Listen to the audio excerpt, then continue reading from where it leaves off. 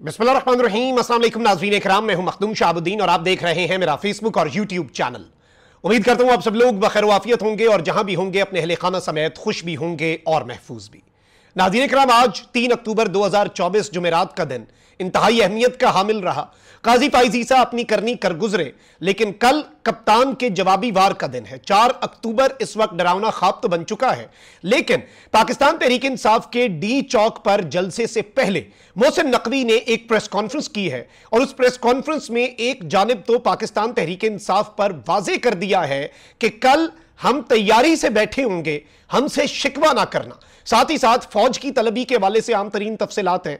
मामला जो है वो खतरनाक से खतरनाक तर होता जा रहा है, लेकिन पाकिस्तान तहरीक इंसाफ अपने मौक़िफ़ पर डटी हुई है। पाकिस्तान तहरीक इंसाफ 1 इंच पीछे हटने के लिए तैयार नहीं है।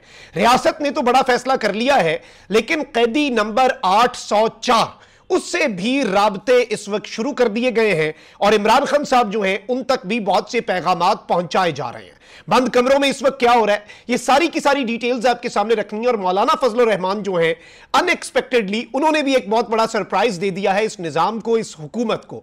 और इस सब के अंदर अब सेनेट में भी पाकिस्तान तहरीक इंसाफ के वोटों पर शबखून मारने की तैयारी जो है वो मुकम्मल कर ली गई है, क्योंकि काजी फाइज ईसा साहब ये बात आज अपने फैसले में कह चुके हैं।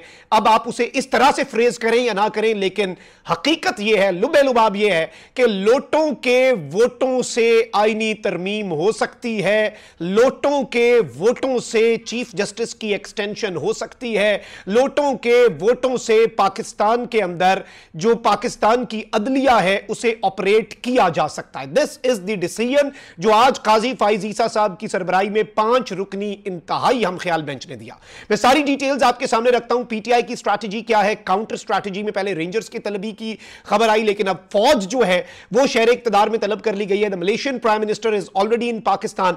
Chinese prime minister, Saudi Arab का एक delegation, SCO Shanghai cooperation organisation जो है उसके समिट के हवाले से जिसमें सरबराहाने मुमलिकत ने आना है, चाइनीज प्राइम मिनिस्टर ने भी उसी सिलसिले में और साथ अपने एक दौरे के सिलसिले में आना है।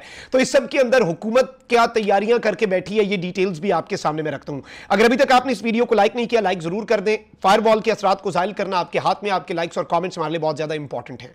सबसे पहले तो नाज़रीन किराम जो अहम तरीन खबर है वो मैं आपके सामने रख दूं कि जेयूआई के सरबराह मौलाना फजलुर रहमान ने कहा है कि आईनी तरमीम के मामले पर जल्दबाजी कबूल नहीं, हम किसी कीमत पर हुकूमत के साथ प्लस होने पर आमादा नहीं है। यह बिल अपनी तफसीलात के साथ इस काबिल नहीं कि इस बिल को पेश किया जाए। इस्लामाबाद में प्रेस कॉन्फ्रेंस करते हुए मौलाना फजलुर रहमान ने कहा था कि शंघाई ताउन तंजीम के इजलास के पेश नजर आईनी तरमीम का बिल जो है वो मौखर कर दिया जाए, दाखिली और सियासी इख्तलाफात को यकजहती में तब्दील कर दिया जाए, अपोजिशन भी इस बेस पर अपने एहतजाज को मौखर कर दे। मौलाना साहब की बात जायज है, ठीक है। अब इमरान खान साहब तक पैगामात जो लोग पहुंचा रहे हैं कि जी मुल्क का वसी तर मफाद, आप प्लीज शंघाई ताउन तंजीम जो है उसके इजलास तक अपना एहतजाज मौखर कर दें, तो आप भी अपने स्टेप्स मौखर करें। आप एक साइड को नहीं कह सकते कि आप सीज फायर कर दें, हम अपनी करनी कर गुजरेंगे। आज जो काजी ने किया आप मुझे बताएं कि क्या उसके बाद पाकिस्तान तहरीक इंसाफ पीछे हटेगी। काजी फाइज ईसा ने भी आज ये सब कुछ इसलिए किया क्योंकि ही हैज नो आइडिया कि कल पाकिस्तान तहरीक इंसाफ क्या करे और क्या कल काजी फाइज ईसा इस पोजीशन में होगा भी कि नहीं कि काजी फाइज ईसा साहब जो है वो इस तरीके से गैर आईनी तरीके से फैसले कर सकें। कल का एहतजाज सुप्रीम कोर्ट के बाकी मेजॉरिटी जजेस के लिए भी एक बहुत बड़ा मैसेज होगा कि आप भी तगड़े हो जाएं। ये चीज याद रखिएगा, इसके बहुत ज्यादा असरात होंगे। मौलाना फजलुर रहमान ने कहा कि हम किसी भी कीमत पर हुकूमत के साथ प्लस होने पर आमादा नहीं, हमारी एक भी सिफारिश पर कोई कानून साजी नहीं हुई, इस्लामी कानून साजी पर कोई जल्दी नहीं। 18वीं तरमीम पर 9 महीने बैठे रहे थे, आज 24 घंटे के अंदर कह रहे हैं तरमीम करें।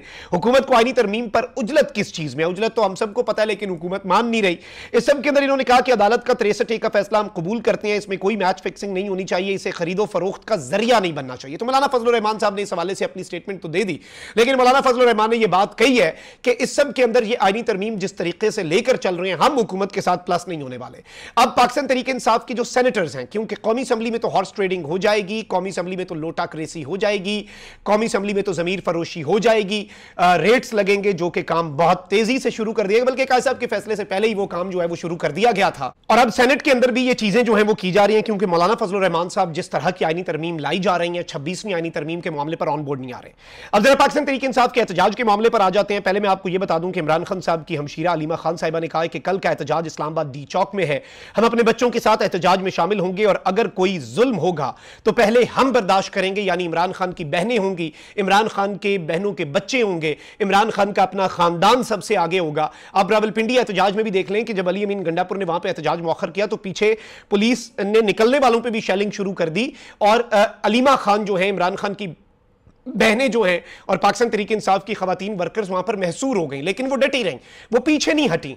और इस वक्त जिस तरह से पंजाब के अंदर मामलात हुए, मियां वाली फैसलाबाद ने ट्रेलर्स दिए, लाहौर ने अपना ट्रेलर दिया, रावलपिंडी ने अपना ट्रेलर दिया, तो ये जो डी चौक वाला एहतजाज है ना, ये अनप्रेसिडेंटेड होने जा रहा है। और इस सब के अंदर ऑब्वियसली दूसरी साइड जो है, मैं आपको पहले भी बताता आया हूं कि फैसल वाडा ने जिस तरह से एक प्रेस कॉन्फ्रेंस की है, वो प्रेस कॉन्फ्रेंस किसी वजह से है कि जी पीटीआई लाशों पर सियासत करना चाह रही है, पीटीआई बंदों को मरवाना चाहती है, पीटीआई सियासत करना चाह रही है। ये सारी की सारी चीजें जो है वो इन्होंने कही हैं, और ये क्यों कही जा रही हैं ये आपको भी पता है, ये मुझे भी पता है।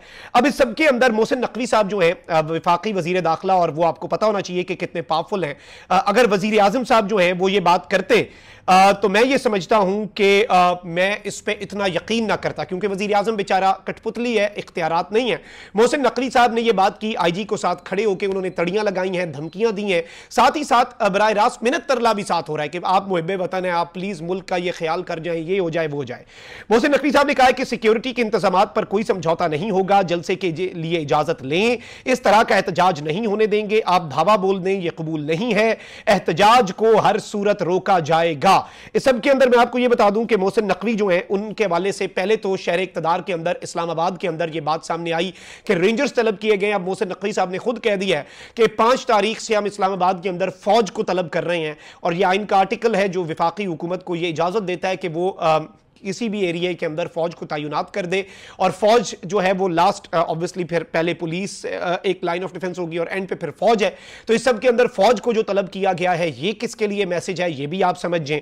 और इसमें जाहिर बात है कि चीज़ों को जिस तरह से मोहसिन नकवी साहब खराब करना चाह रहे हैं, और जिस तरह से अब देखें ना, उन्होंने कहा है कि कल कोई आया तो तैयारी पूरी है, फिर हमसे कोई शिकवा ना करे। यानी कि मोहसिन नकवी साहब जो है वो कह रहे हैं कि हम पर कोई शिकवा ना करना, हमने अपनी तैयारी पूरी की है, हमने कल जो करना है ना। फैसल वाडा की धमकी और फैसल वाडा की तरफ से जो स्टेटमेंट्स जारी हुई थी, दे वर नॉट इनफ। इसलिए मोहसिन नकवी साहब को मैदान में उतारा गया ताकि खौफ व हिरास की फजा बनाई जा सके। लेकिन यहां पर इंपॉर्टेंट सवाल यह है कि रावलपिंडी में भी इजाजत नहीं थी, फैसलाबाद में भी इजाजत नहीं थी, मियां वाली में भी इजाजत नहीं थी, यहां पर भी। और इन तीनों शहरों के अंदर अगर हम स्पेसिफिकली देखें तो स्टेट पावर को भी यूज किया गया, स्टेट के रिसोर्सेज को भी यूज किया गया, जो कुछ सिस्टम जो है वो कर सकता था वो उन्होंने किया।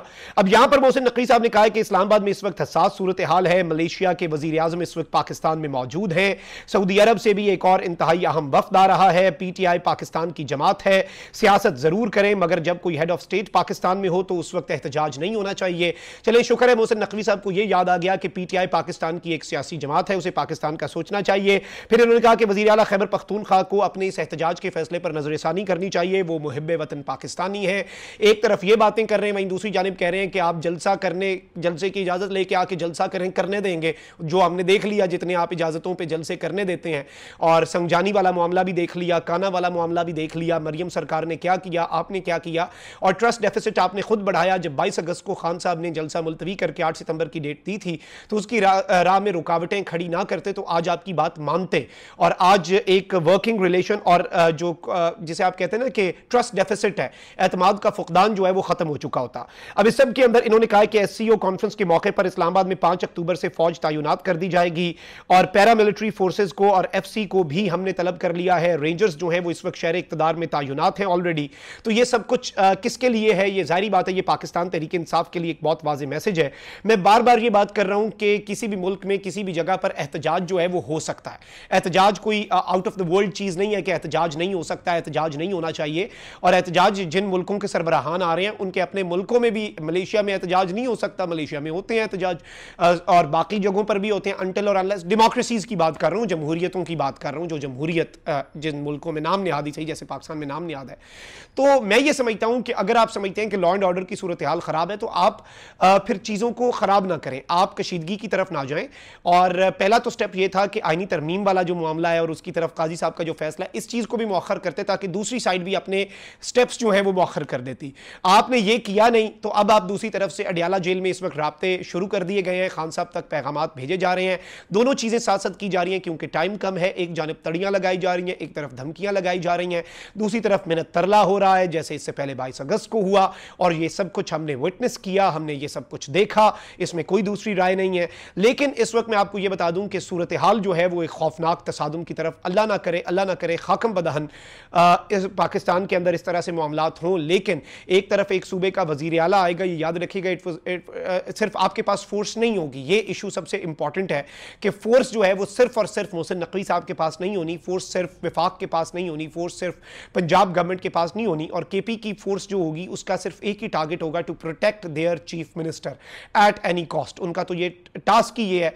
तो ये सब कुछ जिस तरह से हो रहा है, जिस तरह की चीजें चल रही हैं, ये आपके सामने है। Let's see how things would unfold in the future. लेकिन अभी तक की ये डेवलपमेंट्स थी। डर और खौफ की फजा तो बनाई जा रही है, लेकिन खुद भी डरे हुए हैं, इसीलिए साथ कहा जा रहा है कि मुल्क की इतनी बड़ी सियासी जमात है, प्लीज आप देख जाएं, मुहिब्बे वतन है, तो साथ वो काम जो है वो भी साइमल्टेनियसली उसी स्पीड के साथ ऑलरेडी वो काम जो है वो शुरू कर दिए गए हैं। ये सारी की सारी डिटेल्स अभी तक की हैं, आपको हम इस हवाले से ताज़ा तरीन डेवलपमेंट्स इस्लामाबाद की ऑन ग्राउंड सूरत हाल से भी नेक्स्ट व्लॉग्स के अंदर आगाह करेंगे। अपना बहुत ख्याल रखें। अल्लाह निगहबान। पाकिस्तान जिंदाबाद।